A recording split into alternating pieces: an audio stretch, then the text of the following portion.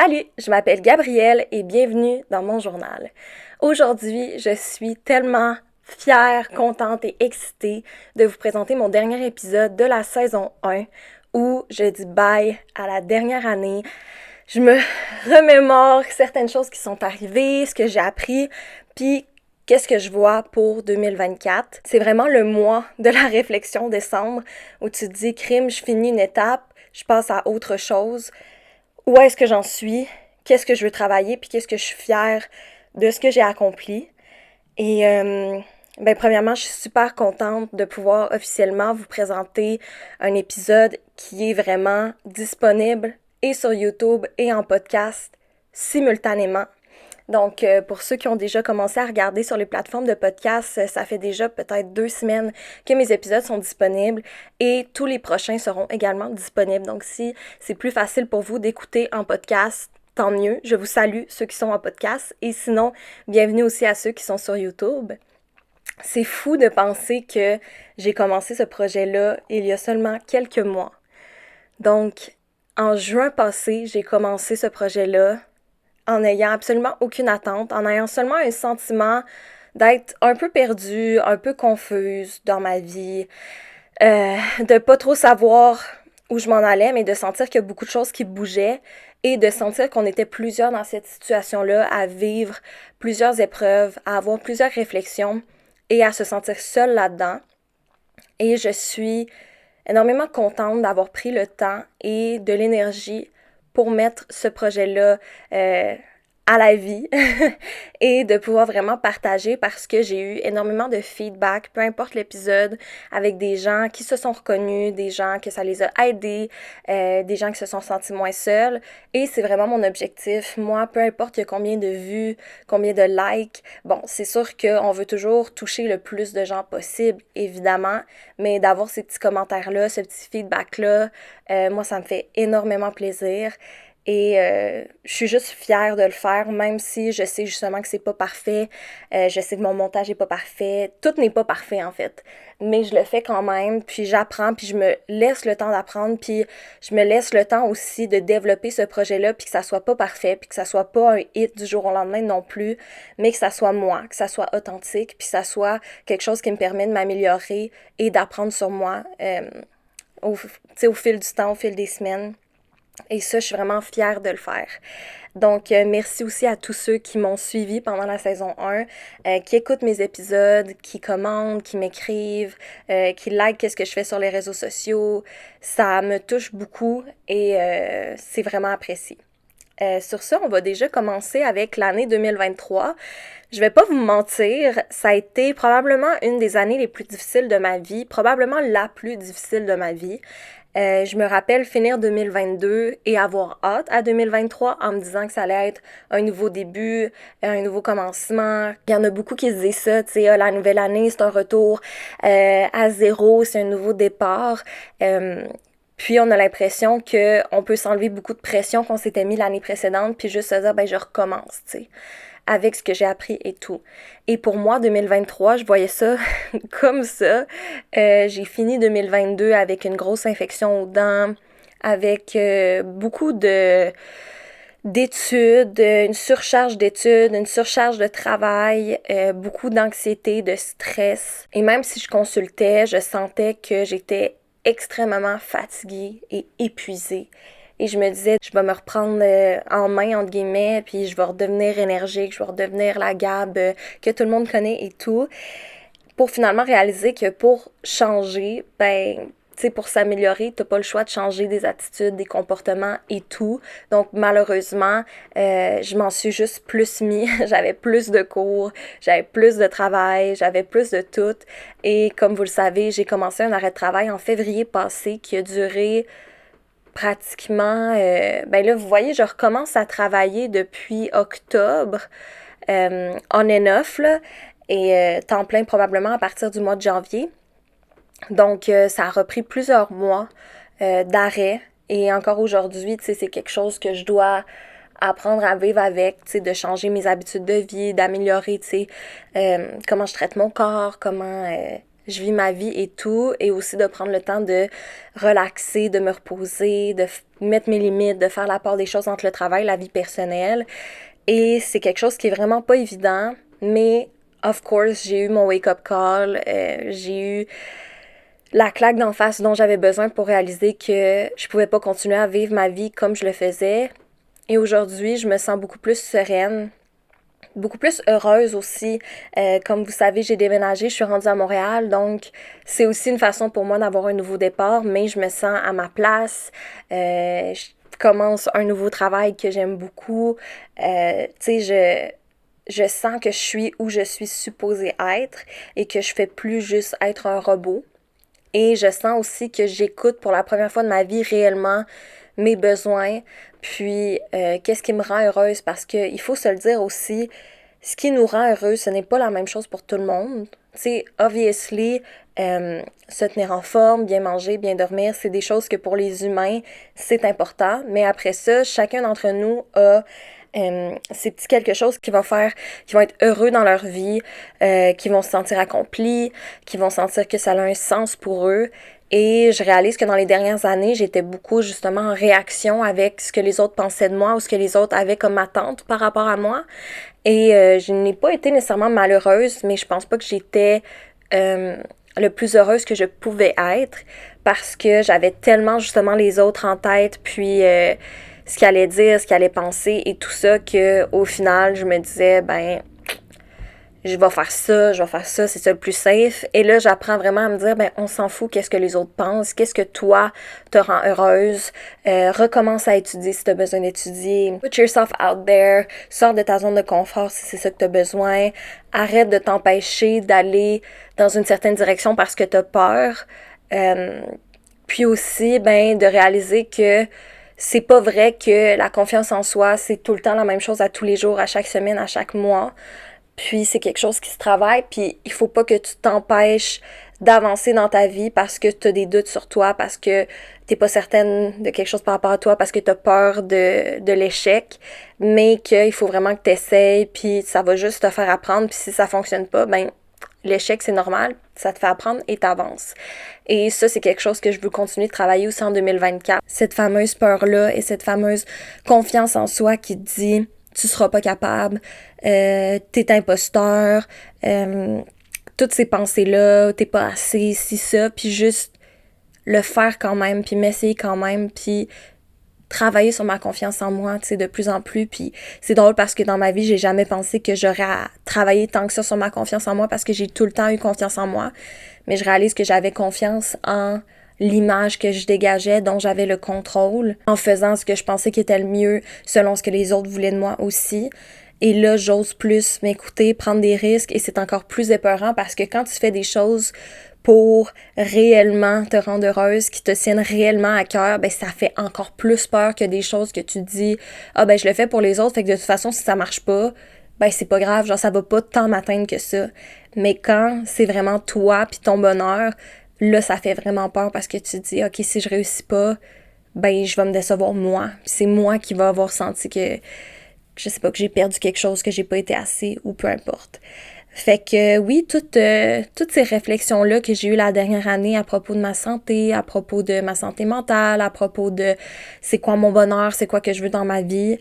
Puis je pense que des fois, t'as besoin de ce wake-up call-là ou cette claque d'en face-là où t'es complètement au fond du baril, où t'es complètement...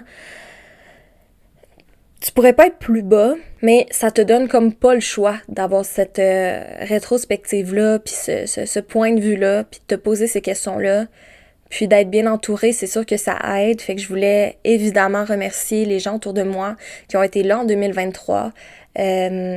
C'est tellement le plus beau cadeau de la vie d'avoir un entourage comme celui que j'ai. Premièrement, mes parents, ma famille. Je me suis rapprochée beaucoup de ma famille, surtout de mes parents, que pendant l'adolescence, je boudais un peu plus et je mettais un peu plus de côté. Et aujourd'hui, en ayant appris à me connaître, à régler certains bobos aussi, à travailler sur certains traumas, je suis capable de plus m'ouvrir à mes parents, je suis capable d'être plus proche d'eux et je sens aussi qu'ils sont là pour moi. Et ça, peu importe ce que j'ai vécu dans mon passé, comment je me suis sentie et mon expérience émotionnelle, de voir qu'aujourd'hui, en 2023, bientôt 2024, j'ai des parents que malgré tout, ils sont là pour moi, ils m'appuient et dans des situations extrêmement difficiles de la vie, ne vont pas me juger. Ça a été quelque chose qui m'a fait beaucoup de bien parce que quand j'ai commencé mon burn-out, j'avais extrêmement peur d'en parler à mes parents puis à mes proches parce que j'avais peur qu'ils comprennent pas puis qu'ils me disent « Ben voyons, tout le monde est fatigué, t'as juste à te reposer, tu vas être correct » ou « Voyons donc », puis qui m'abordent un peu comme si je dramatisais la chose, mais non, ils ont vraiment compris, ils ont vraiment été là pour moi, puis ils m'ont jamais fait sentir comme quoi j'avais pas le droit de vivre ce que je vivais ou comme quoi j'en faisais pas assez et tout. Puis ça m'a vraiment, vraiment aidée dans tout ça. Fait que merci et shout-out à mes parents. Ma famille aussi qui a été là pour moi. Puis mes amis, sérieusement, j'ai les meilleurs amis du monde. J'ai la chance d'avoir des amis que je connais depuis extrêmement longtemps, que ça soit depuis la maternelle, que ça soit depuis la garderie, le primaire, le secondaire.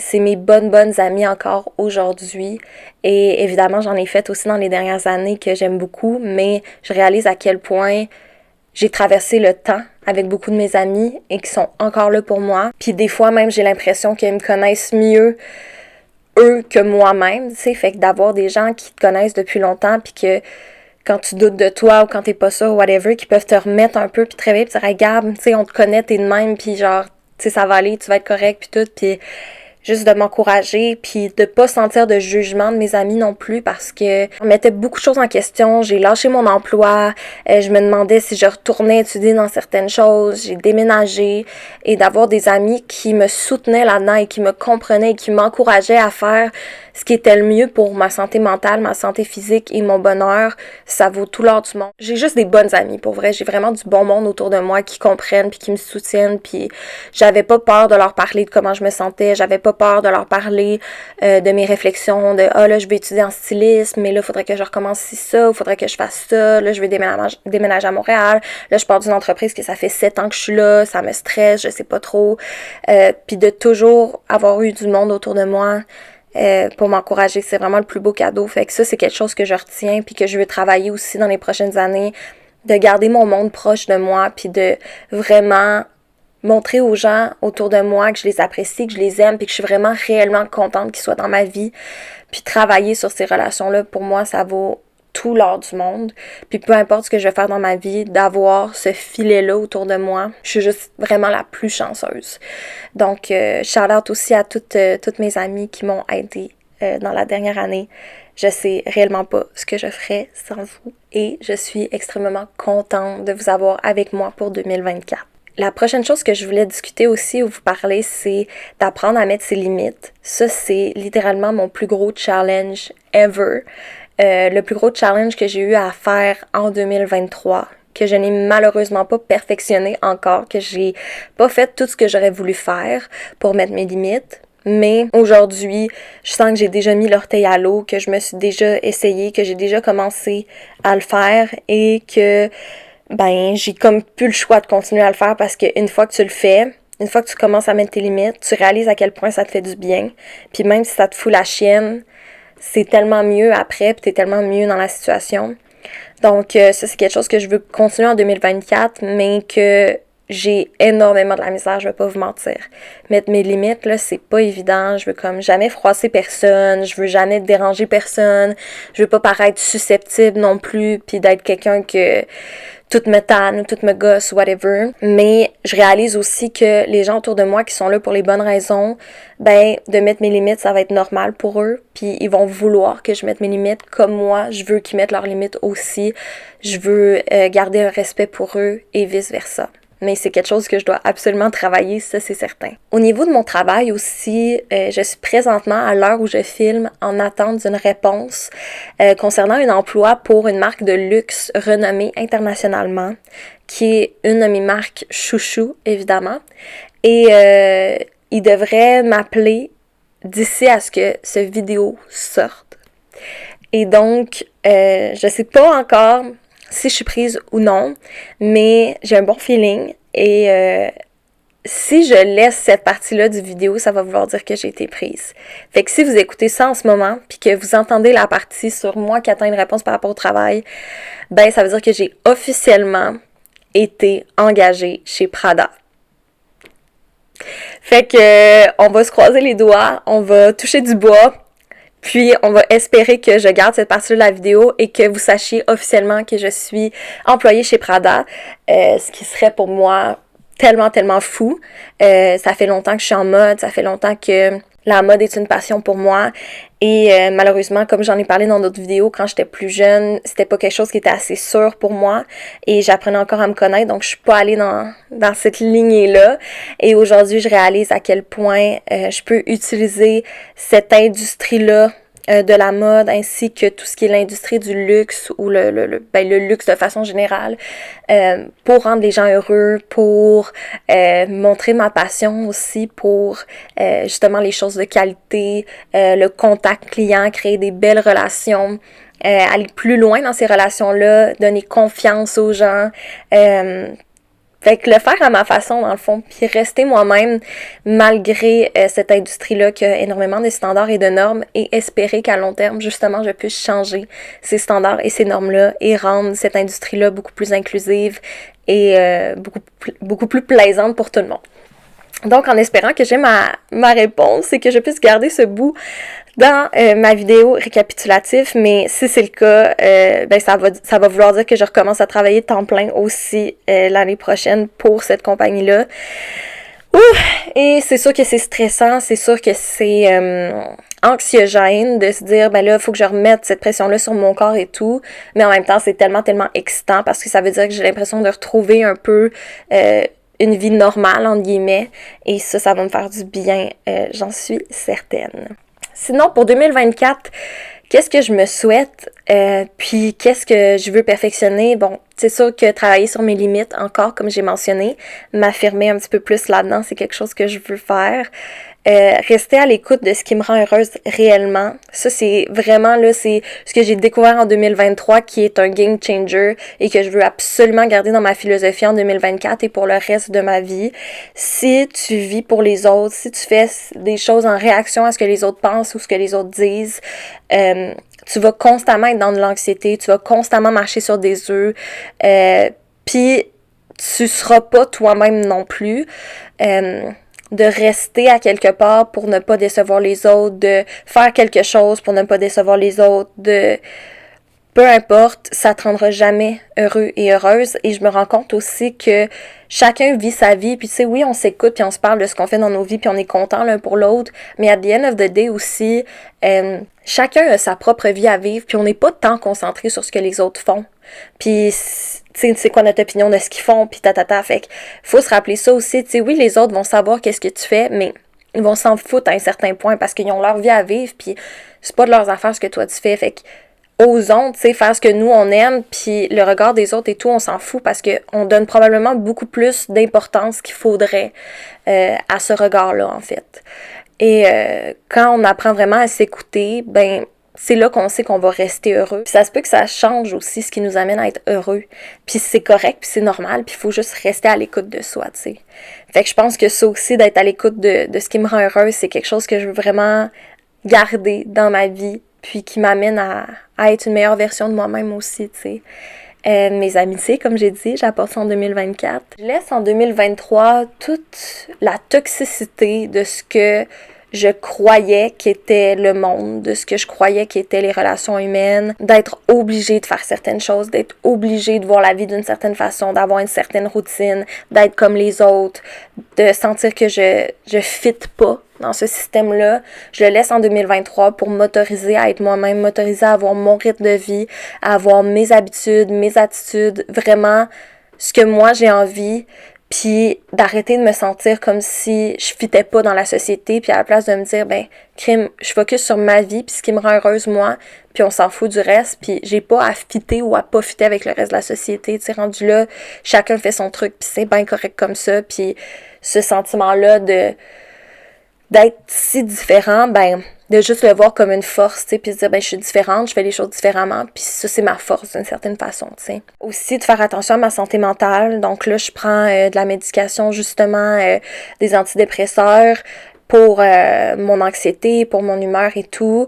J'ai aussi récemment commencé à prendre du Concerta, que je vais peut-être changer aussi, mais pour mon TDA. Donc, je m'autorise à essayer la médication, en plus de prendre soin de moi, bien sûr, mais d'essayer de comprendre mon cerveau puis de travailler dans le même sens de mon cerveau à la place d'essayer de taper dessus parce que je suis pas faite de la même façon ou parce que j'ai certains besoins. Puis c'est ça, d'accepter que mon cerveau il est différent, puis chaque cerveau est unique, puis comment est-ce que moi je peux faire pour qu'il soit le mieux possible et que je sois le plus heureuse possible encore en écoutant mes besoins. Ça, je veux continuer de faire ça, je veux continuer de prendre des décisions pour moi. En 2024, je me souhaite aussi de garder en tête les vraies choses qui nous rendent heureux. Donc, comme je dis, les relations, l'amour, de mettre du temps et de l'énergie dans des relations, comme ma relation amoureuse aussi, que peu importe à quel point le monde bouge vite, à quel point on a des événements, on a ci, on a ça, on fait X nombre d'argent, on va à X place, de prendre le temps d'être reconnaissant, d'avoir cette relation-là, d'être reconnaissante, d'avoir cette relation-là, puis d'y donner toute mon énergie que j'ai à y donner, puis mon amour pour que, peu importe ce qui se passe autour de nous, qu'on reste fort. De m'autoriser à faire des erreurs aussi, puis à pas être parfaite. Je pense que c'est quelque chose que je veux continuer de faire en 2024. Comme je vous disais au début de l'épisode, c'est déjà ce que je fais en faisant ce podcast-là et cette chaîne-là. En sachant que ça sera pas parfait. Et j'aimerais continuer dans cette lignée-là parce que j'ai l'impression que j'apprends énormément, justement là-dessus. Et ouais, je pense que c'est pas mal ça pour mon 2023 puis ce que je vois pour 2024. J'ai réellement tellement appris sur moi l'année dernière. Ça a été difficile, mais ça